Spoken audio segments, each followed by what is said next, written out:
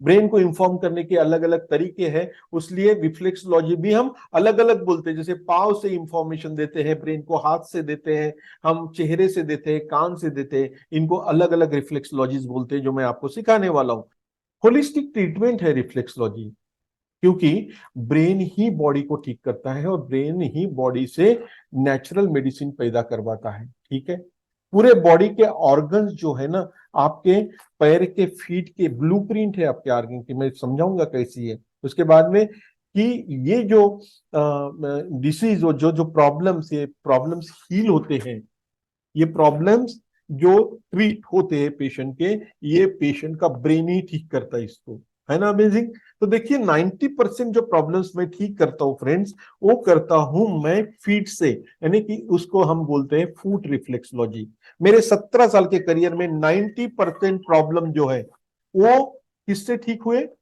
वो foot reflexology से मैंने ठीक किए दोस्तों, फुट रिफ्लेक्सोलॉजी से मैं इसको फुट रिफ्लेक्सोलॉजी से ठीक किया। और 10% जो प्रॉब्लम्स है, जैसे कि न्यूरोलजिया के प्रॉब्लम है, आपको अभी जो नॉन मेडिको है उनको नहीं समझ में आएगा, मैं समझाऊंगा बाद। न्यूरोलजिया के प्रॉब्लम्स है, वेगस नर्व डिस्फंक्शन प्रॉब्लम है, सीवियर माइग्रेन है, और बहुत सारे सारी ब्रेन से रिलेटेड कोई प्रॉब्लम्स होती है, वो मैं उसके लिए फेस रिफ्लेक्सोलॉजी और ईयर रिफ्लेक्सोलॉजी भी यूज करता हूँ।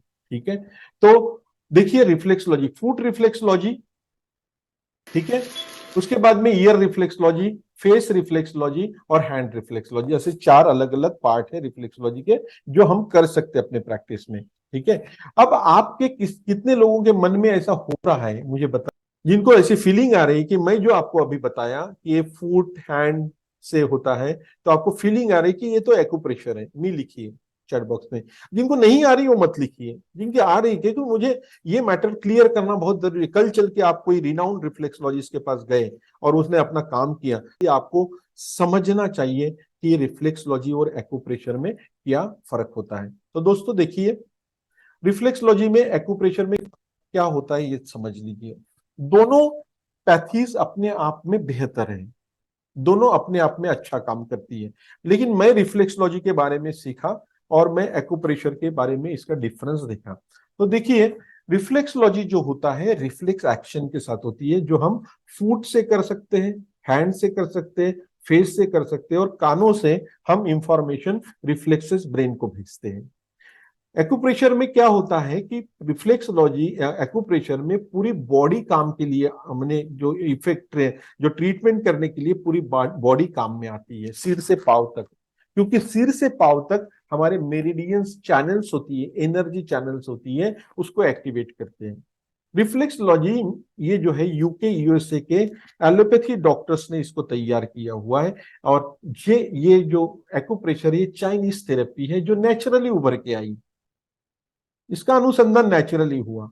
रिफ्लेक्सोलॉजी में ब्रेन काम करता है और एक्यूप्रेशर में खाली बॉडी की एनर्जी, मेरिडियंस और एनर्जी काम करती है। नेचुरल मेडिसिन पैदा होती है, मैंने पहले ही कहा था आपको कि रिफ्लेक्सोलॉजी से आपके बॉडी के जो चाहे वो मेडिसिन पैदा कर सकते हो। थाउजेंड्स, क्या जितनी अवेलेबल है मेडिसिन पृथ्वी के ऊपर, उससे कहीं ज्यादा।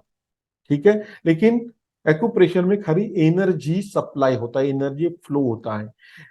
रिफ्लेक्सोलॉजी ये 2000 से भी ज्यादा क्रॉनिक प्रॉब्लम मैंने मतलब कैसे, इवन हार्ट ब्लॉक से, लीवर सिरोसिस, किडनी डैमेज के ऊपर, सभी के ऊपर काम करती है। और एक्यूप्रेशर ये पेनफुल कंडीशन जितनी बनती है ना बॉडी के अंदर में, उसको रिलीज करती है।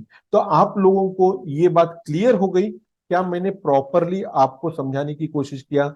अगर आपको प्रॉपरली इसका डिफरेंस समझा तो चैट बॉक्स में प्लीज लिखिए क्लियर।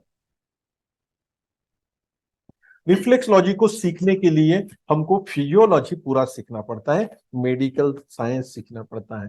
एनाटॉमी फिजियोलॉजी जिसको आती है, मतलब जो सीखता है, वो रिफ्लेक्सलॉजी प्रॉपर कर सकता है।